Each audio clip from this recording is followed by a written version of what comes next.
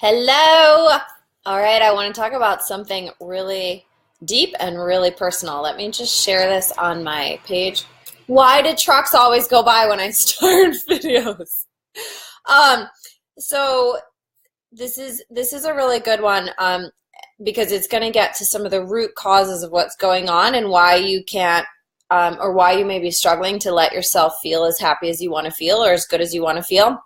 And it's going to be really personal for me. So, woohoo, big insight for you. Let me just share this on my page. And I'm going to try to take my time here because I know I usually get really excited in videos and I go like really fast. And sometimes I don't get everything I want to say across. So I'm going to go nice and slowly today to try to get this across.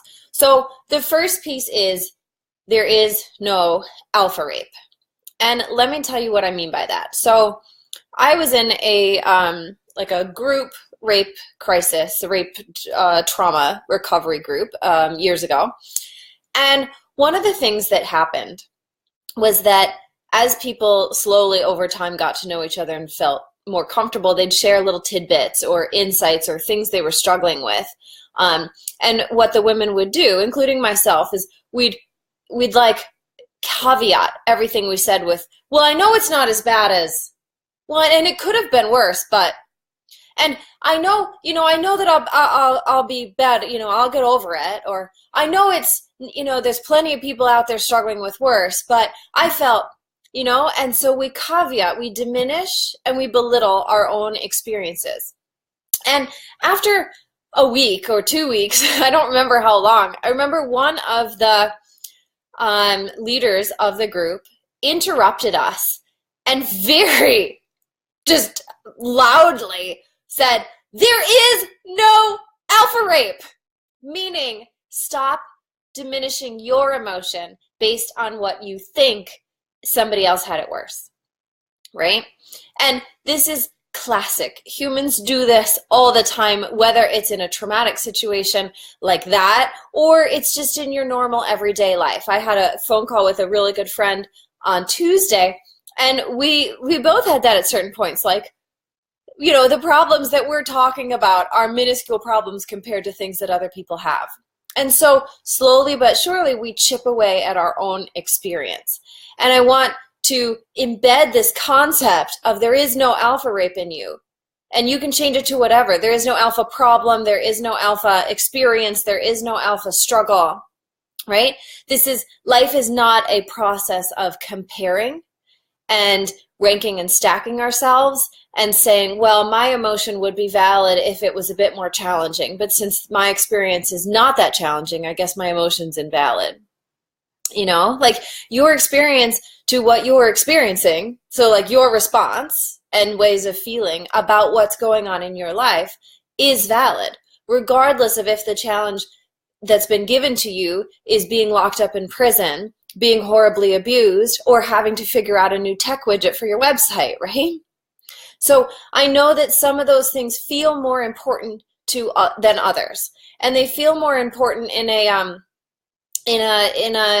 like a universal sense, right? Like on the grand scale of life, does your website matter as much as the ability to have clean water or your ability to walk to the store and buy food in safety? Like, no, right? We know that, but what you're experiencing right now is where you are in life, and it's what your life is. So the struggle that you experience is still valid.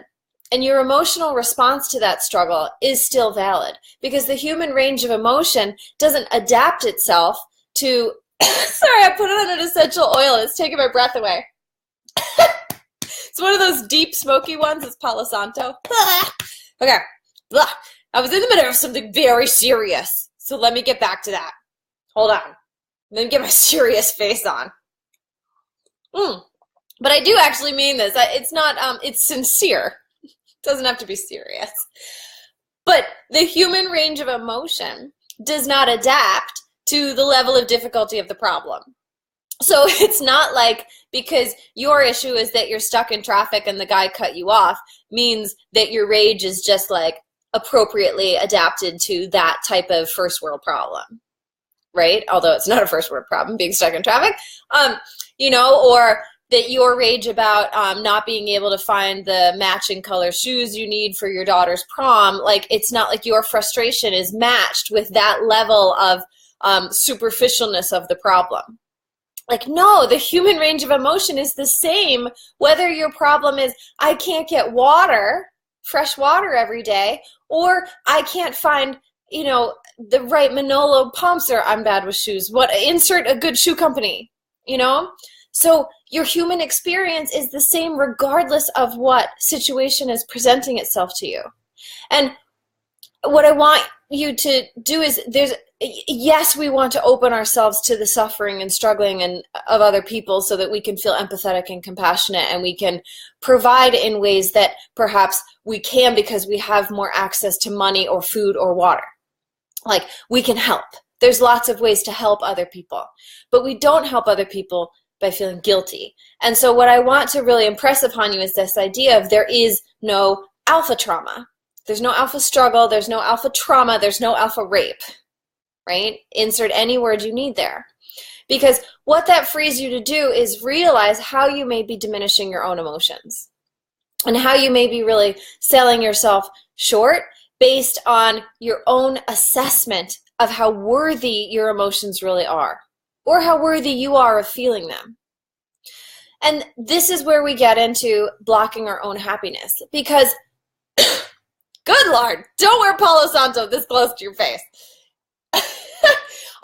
Because if you are not willing to honor whatever emotion is happening for you, because you're ranking and stacking it, because you're saying, well, it's not really as valid as so-and-so's emotion. My experience isn't really as valid as their experience because mine is not as bad or not as important, right? If we're doing that, then we're not able to fully accept the emotion. We're not able to fully accept the experience that we're having. And if we're not accepting it, we're not able to process it. And processing emotion is what frees us up to do other things, like live our purpose, be happy, be creatively inspired, take action, show up for other people with presence and in the moment, because we're not consumed in our own little head game. But when we diminish our experience and we don't accept our own emotion, then we can't process them. And so we're stuck in this cycle of denial. So instead of moving from the emotion, from acceptance to processing to releasing and onward to bigger and better things, we get stuck in this acceptance, denial, acceptance, denial, acceptance, denial. And it's incredibly draining. It's incredibly draining to continually say to yourself that your experience isn't important and your experience isn't valid and your experience isn't worthy of talking about or being supported or being helped. So these are really subtle ways where you're just cutting yourself off at the knees. But what you're doing in that is flat out blocking yourself from ever being able to reach higher states of emotion or more enjoyable states of emotion, because your energy is being used in this acceptance denial phase. So really, really let this sink in. Like, where in your life are you telling yourself that your experience isn't important enough? You know, maybe you're struggling with something that to you, you've just deemed as really silly. Like, I have this sometimes with business stuff. Like, I get really stuck on this, you know, something with an email system, and I'm embarrassed about it because, like, this shouldn't be tripping me up for months at a time. But for some reason, I just totally go into overwhelm and I freak out, and then I'm embarrassed because now I'm acting like a child because of an email system, because I've associated overwhelm with childishness, and, like, you know, we take ourselves down. And so instead of accepting that emotion and saying with what we might call compassion for the self, like, wow, what's coming up here? Let me, as if you were another person to yourself, let me hold you in this, like, what's happening here? Instead, we get mad. We get ashamed of ourselves.